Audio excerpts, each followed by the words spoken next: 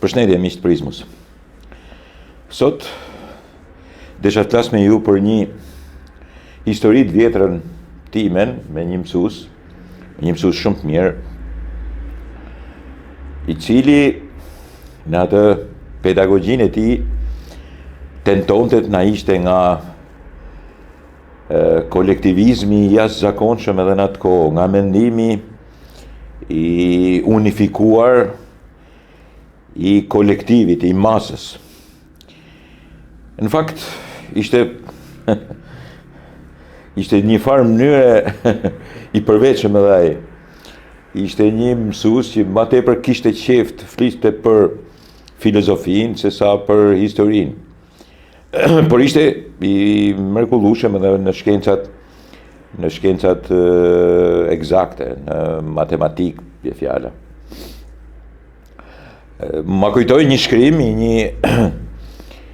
një gazetari italian, i cili përdori edhe ai për mësuesin e vet edhe për kohën e tij të rritjes, një nga batutat që kanë italianët që thonë që mos e ço trurin, si më thënë trurin, mos e ço dëm, ose mos e ço në si them tash, amasa, do më thënë në një vend depozitimi të përbashkët të mbeturinave. Kurse mësuesi jon në një farë mënyrë e veçmas, mua më ka thënë, kur mundoja që të bëja edhe unë interesantin, por që në fakt kisha një lloj mendimi, edhe po rria më dyshje të bashkohesha me kolektivin apo të ndahesha në mendim nga ai. Në këtë mdyshje e sipër, profesori thotë shiko, mos i thuaj trurit nuk më duhesh. Në fakt batuta është me fjalë më të rënda, jo etikisht mira. Në Shkodër thonë mos i thuaj, unë po e them, mos i thuaj ik pjerdhu. Nuk më duhesh gjë. Por mësuesi im i asaj kohe nuk e tha atë fjalë, tha tjetër, mos i thuaj trurit ik. Mos i thuaj trurit nuk më duhesh. Vënën punë dhe mendo ashtu siç je ti në lidhje me trurin tënd, me mendimin tënd pavarur. Ku e kam fjalën? Në përgjithësi ajo non porta cervello a massa, në italisht do të thotë që mos u unifiko, mos mbetesh mbrapa duke u bashkuar me shumicën. I original, ki mendimin tënd. Nuk mund të jetë gjithmonë e pranueshme që shumica vepron. Mos ju bin në një farë mënyre kontrollit të mendimit të përbashkët. Edhe kjo vlen sidomos për partitë. Është çështje tjetër besimi dhe çështje tjetër arsyetimi. Ndodh edhe për dogmat, ndodh edhe në religjion. Është tjetër gjë filozofikisht të bindesh dhe është krejtësisht tjetër gjë mos të kesh mendimin tënd. Mos të kesh mendimin tënd edhe për zgjidhjet e aty për atyshme. Racionale, ndoshta dhe e superlative. Mos të kesh mendimin tënd edhe për zgjidhjet, është vlen edhe në matematikë. Duhet gjesh rrugën tënde të zgjidhesh. Edhe për këtë vlen edhe mësuesi. Edhe për këtë vlen edhe shpreha që mos e ço trurin dëm, përdore. Mos e bashko me pjesën që e kanë vendosur të jenë përbashkët për të shkruar në kazan të plerave. Përdore trurin për të gjetur zgjidhjen, për të përshtatur dhe njëkohësisht për të gjetur zgjidhjen. Në fakt unë e them në kohën e sotme më tepër për të filozofikuar, për të kështu thote profesori jon i letërsisë, por tallesh edhe bënte shaka sepse tentonim dhe ne nganjëherë që të bënim të zgjuarit. Edhe i thote mos filozofikoni fort kur dilnim edhe fluturonim. Po në fakt aty zbulonte edhe individet të cilët kishin mendimin e tyre original. Ne vuajmë njëkohësisht edhe nga bashkimi në bindje, që pastaj kthehet në urdhër. A masa, do me thënë, të futesh me masën, të futesh me një depozit, në një magazin. Truri duhet përdorur që të dalësh jashtë asaj magazine kur ajo ka filluar të marrë erë, kur ajo fillon e bëhet shtypse për gjithë, kur i ka grumulluar në një vend dhe pastaj i jep edhe urdhra. Edhe këtu është rasti të flasim për partitë, këtu është rasti të flasim edhe për qeverinë. Duhet patjetër të binesh edhe kur ajo fillon e bën pikërisht atë kolektivizmin e jashtëzakonshëm edhe në të keqe. Kur dalin tipa dhe tipaçe, burra dhe gra, që thonë ne kemi të drejtë se kështu e kemi mendimin ne, kështu kemi rënë dakord ne. Jemi shumica, dhe shisa shumë jemi ne dhe kemi këtë mendim të unifikuar. Dhe çfarë do të thotë kjo?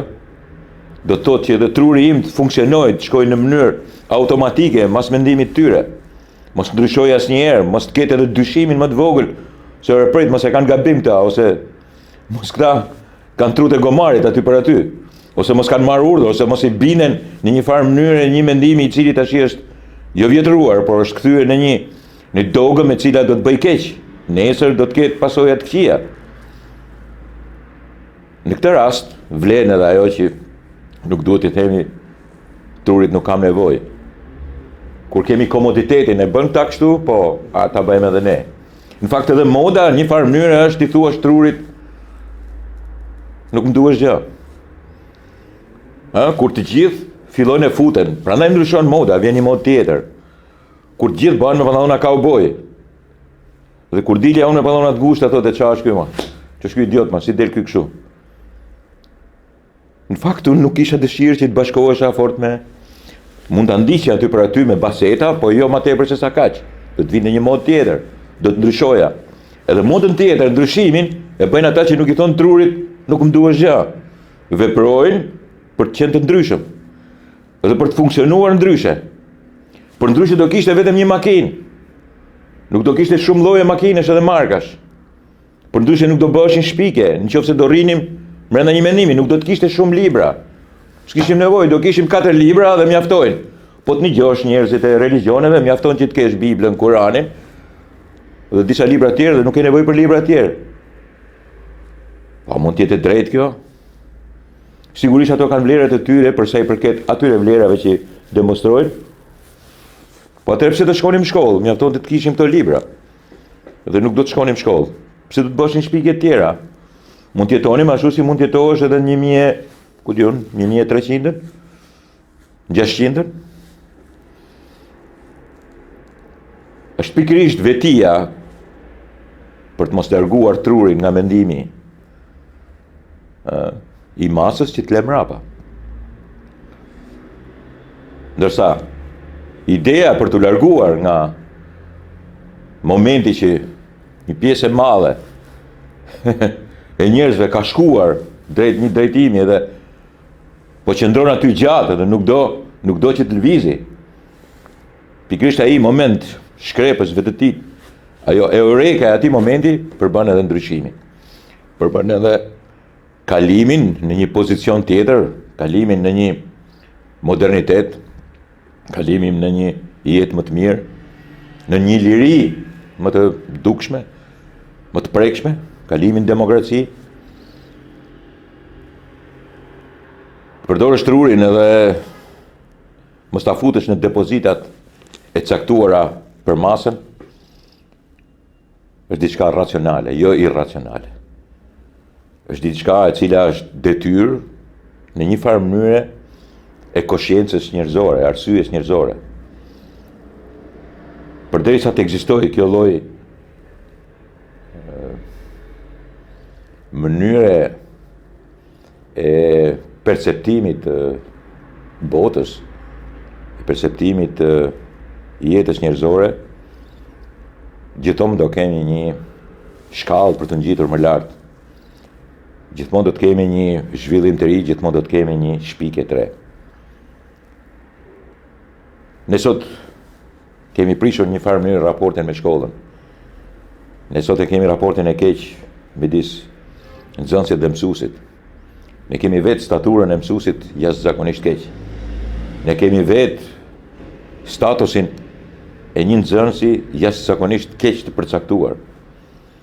Për më tepër, por andon në këtë drejtim edhe pandemia, edhe mësimi virtual. Ne kemi shkëputur marrëdhënien mësues-nxënës. Ne kemi shkëputur një farë mënyre respektin e ndërsjellët. Dhe kjo ka sjellë në vend që të rris shoqërinë, ta çojë atë përpara, ka sjellë deformimin e saj. Ne kështu dashje pa dashje po futemi në modelin e trurit në magazin, në një llojshmëri të një kreativiteti të humbur dhe një ndërlidhje, bashkëveprimi të humbur përgjithmonë. Është një fatkeqësi e madhe. Dhe kjo do ketë pasoja edhe në të ardhmen. Shkurt, i gjithë ky diskursi imi ka të bëjë me atë që trurit nuk do të themi nuk e i domosdoshëm, sepse kështu kanë bërë të tjerët, dhe kështu bëjnë të tjerët, dhe nuk kam nevojë të fus në punë. Përkundrazi, atëherë kur shohim që shumë janë futur në një magazin e po sillen në mënyrë të një trajqme, të njëjtë, dembele, pa asnjë lloj kreativiteti dhe të bindur, pikërisht ky është momenti për të futur dhe trurin punë, për të gjetur zgjidhjen. Si të dalim nga magazinat e mykut mendimit filozofik dhe politik. Nga magazinat ku njerëzit vetë urdhrohen, ku bëjnë si majmun me njëri tjetrin, kur imitojnë njëri tjetrin, kur binen në idenë e pa ndryshueshme, e pa klasifikueshme për zhvillim brenda një magazine, brenda një mendimi, brenda një sasi e impresionante njerëzish të cilët përtojnë dhe të gjejnë zgjidhje. Dembelosen deri në marrëzi, deri në kthimin në kavje pastaj të politikës, eksperimenteve më të ndyra të saj. Edhe ky është edhe momenti për të reflektuar. Ne nuk duhet të themi trurit nuk kam nevojë për ty. Nuk do të themi futu në magazinën e përgjithshme, të urdhrit, të shëmtuar, mendimit njëjtë, pa kreativitet, të një veprimi si pasojë e kësaj filozofie, i cili nuk bën asgjë tjetër vetëm se kthen njerëzit në robot, në individ të cilët nuk kanë asnjë lloj përparësie të mendimit tyre personal, duke u vetë futur në mendimin më mediokër, më të shëmtuar kolektiv.